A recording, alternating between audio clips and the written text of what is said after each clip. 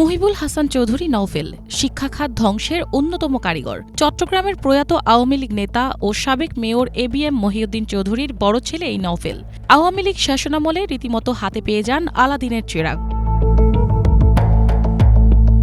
আওয়ামী রাজনীতিতে হঠাৎ সক্রিয় হয়ে ওঠা নওফেল প্রথমে দলের সাংগঠনিক সম্পাদক এবং শিক্ষা উপমন্ত্রীর দায়িত্ব পান। পরে ৭ জানুয়ারির ডামি নির্বাচনের পর তাকে শিক্ষামন্ত্রীর দায়িত্ব দেন স্বৈরাচার শেখ হাসিনা। এরপরই শুরু হয় তার শিক্ষা ব্যবস্থা ধ্বংসের কার্যক্রম। দুর্নীতির জাল বিছিয়ে দেন সর্বত্র।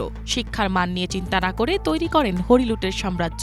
শিক্ষা মন্ত্রণালয় সাজান নিজের পছন্দনীয় ব্যক্তি দিয়ে। নিজ স্বার্থ হাসিলের জন্য বড় বড় পদ থেকে বেশ কয়েকজনকে সরিয়ে দেন শিক্ষা মন্ত্রণালয় এবং কারিগরি বোর্ড থেকে।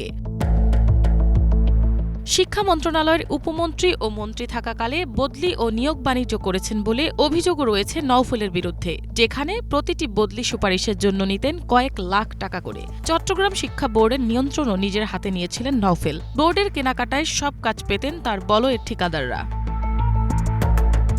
সর্বশেষ ছাত্র জনতার আন্দোলনের বিরুদ্ধে শিক্ষা বিভাগের কর্মকর্তা কর্মচারী সহ কাজে লাগিয়েছেন বিভিন্ন প্রতিষ্ঠান প্রধানকে। কোটা বিরোধী আন্দোলনেও বাজে মন্তব্য করা আওয়ামী মন্ত্রীদের মধ্যে তিনি ছিলেন একজন। ২০১৬ সালে কারিগরি শিক্ষার প্রচার ও প্রসারের জন্য সরকার থেকে প্রতি বছর ১০০ কোটি টাকা বরাদ্দ দেওয়া হয়। উপমন্ত্রীর দায়িত্ব পাবার শেষ পর্যন্ত এই অর্থের প্রায় ৮০% নিজের পকেটে পুরেছেন নওফেল।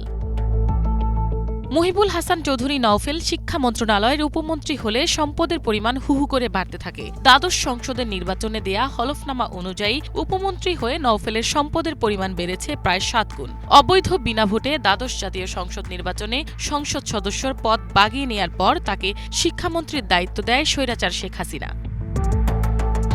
৫ আগস্টে রক্তাক্ত বিপ্লবে শেখ হাসিনার মাফিয়া শাসনের অবসানের পর অন্যদের মতো পালিয়ে যায় পতিত স্বৈরাচারী সরকারের তৎকালীন শিক্ষামন্ত্রী মহিবুল হাসান চৌধুরী নওফেল। গেল বছর ডিসেম্বর মাসে দুর্নীতির মাধ্যমে প্রায় ৩ কোটি টাকার অবৈধ সম্পদ অর্জনের অভিযোগে সাবেক শিক্ষামন্ত্রীর বিরুদ্ধে মামলা করেছিল দুর্নীতি দমন কমিশন।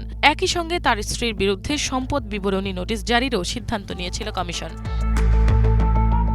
এর আগে ২০ আগস্ট মহিবুল হাসান চৌধুরী নওফেল এবং তার পরিবারের সব সদস্যের ব্যাংক হিসাব জব্দ করে বাংলাদেশ ফাইন্যান্সিয়াল ইন্টেলিজেন্স ইউনিট। মিনালা দিবা, বাংলা ভিশন, ঢাকা।